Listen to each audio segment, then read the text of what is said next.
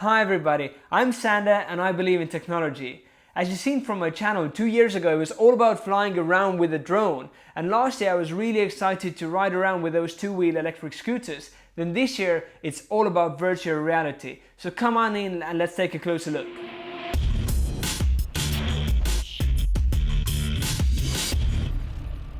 This is a small 3-part series on all the things you should know about virtual reality. In this first one, we're going to talk about what is virtual reality, a short history of virtual reality, of those 3 big waves when everybody has been saying that virtual reality is going mainstream. Then we're going to talk about why we think it's going to happen this time. And last, we're going to talk about what is available out there today that you can go and enjoy. Feel free to skip ahead to any of the sections that you're most interested in. So hope you'll enjoy, and let's jump straight in.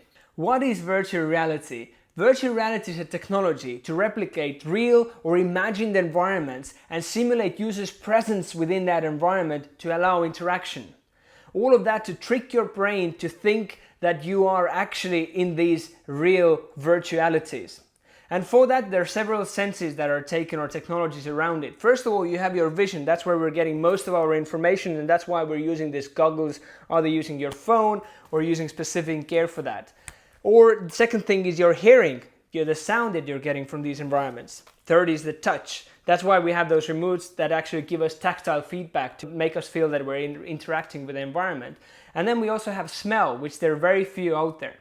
All of that to kind of stimulate our nervous system and trick our brain to think that we're actually there, while in the real world we're still in a different place. Similar to many other technologies that are getting into mainstream, they're actually nothing new. And actually with virtual reality, we're at the third wave where people think that it's going to be mainstream. Everybody's going to have these devices at home. It's going to transform your entertainment, your training, your medicine, your travel, the way you work, and so on, since 70s, 80s, 90s. But actually it goes way back to 1935, when VR as we know today was first mentioned in a science fiction movie by Steven Weinbaum. It was called Pygmalion Spectacles, which was a headset that you put on and you can transform yourself into a different environment where you actually are. The first real prototype that you can enjoy in real life was created in 1962, and it was called the Sensorama.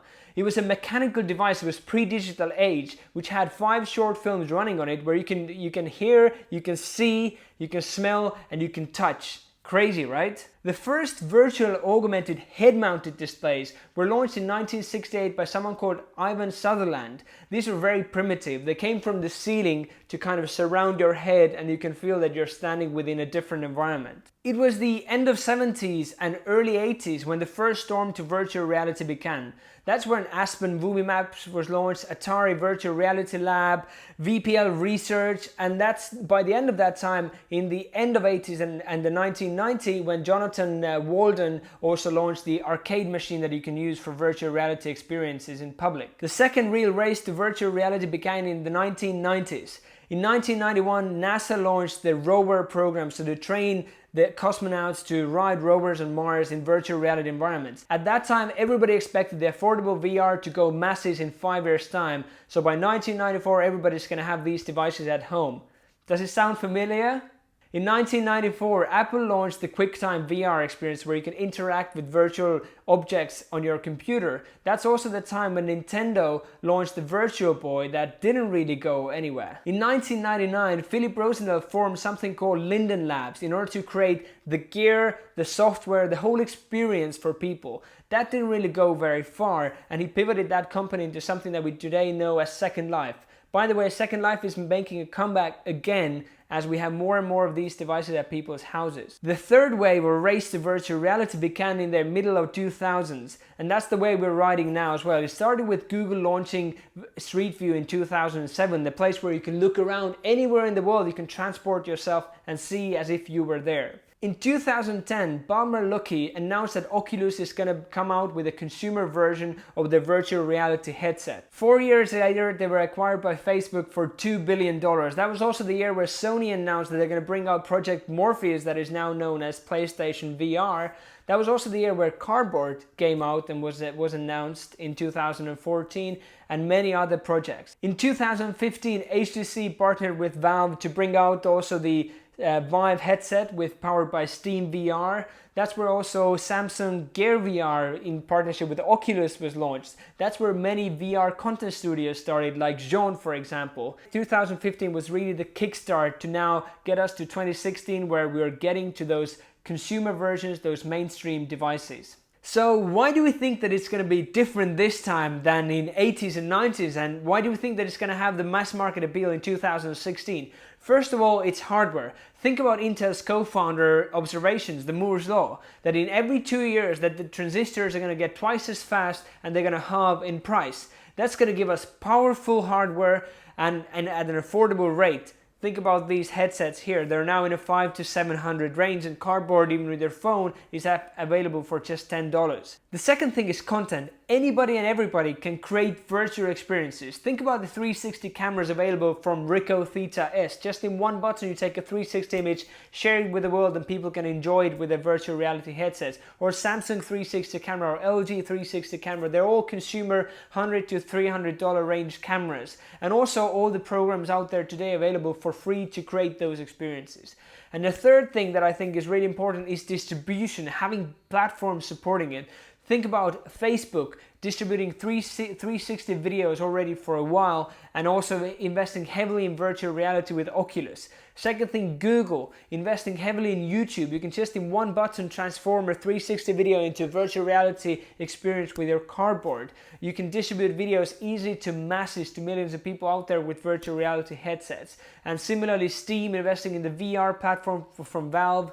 And also Google themselves investing in Daydream. All of these are key elements to make the hardware, the content available on these platforms, and the distribution pipes available for mass market adoption. So what is available out there today that you can go out there and buy that show you that it can potentially have a mass market appeal? First of all, you'll have obviously Google Cardboard, and now also the Explorer Edition, which you can get from $10, or some of the VR events you can get it for free. The second thing is Gear VR. This costs about $99 depending on where you are in the world, and you can use your Note 4 with the previous edition and also your Galaxy S7 with this headset. And then you also have the more higher end. HTC has collaborated with Valve, and they put together HTC Vive or Vive, the headset, for $799, and Oculus Rift, which is the most complete package, for $599. These two will also need an investment into a computer, but there's plenty of hardware out there. Plus there's more and more of these copies of cardboard and the plastic cases for your phone that you can get on eBay, maybe for even $1 or $5. Plus later this year there's PlayStation bringing out their PlayStation VR experience, previously called Project Morpheus, that you can just hook up with your PlayStation and start playing those games in virtual environments with a very little tweak. The second thing that is coming out later this year as well is Android Daydream, that will allow many of the Android handsets to be used in virtual environments to also create the platform for distribution. You can also hook up a remote or a controller to play some of the games and create more and more immersive virtual experiences within your phone. In terms of platforms, what is out there or who's investing in these platforms?